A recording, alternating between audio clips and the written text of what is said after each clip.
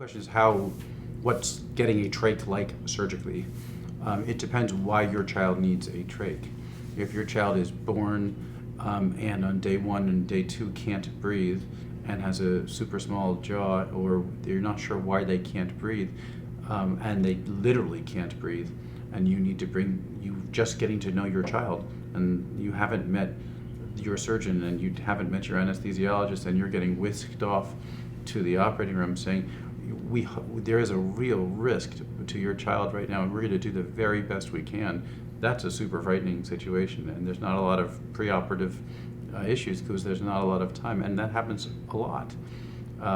Given the more time than that, when you've thought about it and all the options, the surgery itself is once you've done it 10,000 times, is not a overly complex surgery.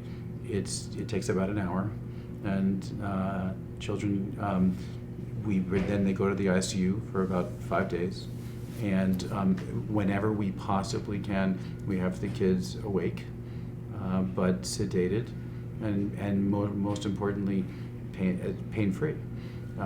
After the 5th day, we change the trach, which is the hole that's in their neck has to, after 5 days, that hole will stay open for about 4 to 6 hours. One of the questions we were always asked is when the parents go home and the trach falls out, they're, oh my God, what do I do now? And the most important maneuver we say is just lift the chin up because the hole will stay open, and then call or WhatsApp or text or what have you.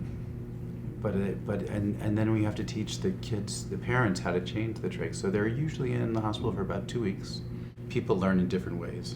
And so some people, and yes, everybody wants to go home for sure, and everyone is scared out of their mind to go home too, and they want to go home safely. So what we've worked on a lot together, and as our parents have taught us, has been continuing education is the theme. It's that we teach, and it's an iterative process, and we ask they're very simple routines that parents have to say, okay, when you're at home and your child can't breathe, you'll have to learn how to suction the trach. Is it plugged? Yes or no.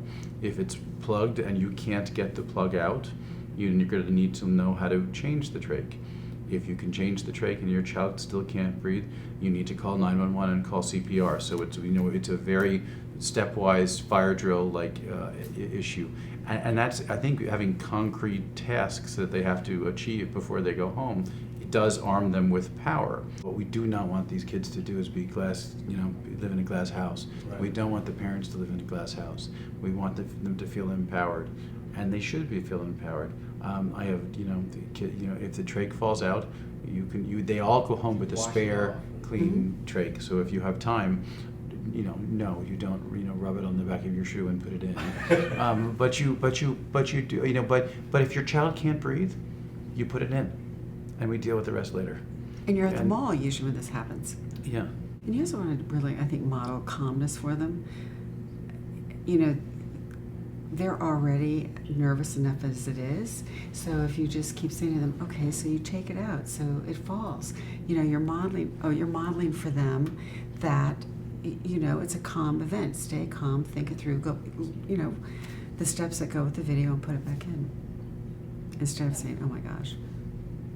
Yeah, CPN has a video of the mom whose son has SMA and that she has a trach, and he has a trach, and she talks about how the one day the trach fell out, and I think she compared it to a vacuum cleaner, or there's some reference to a vacuum cleaner, and how she just took it and popped it back in. She describes that she just got very matter of fact about it. I like your question too about I think about your question about what do you do with parents who feel they just can't do it. Almost every parent feels they just can't do it. They just can't do it. It's not part of their. Nobody went to college to learn how to change their child's trach.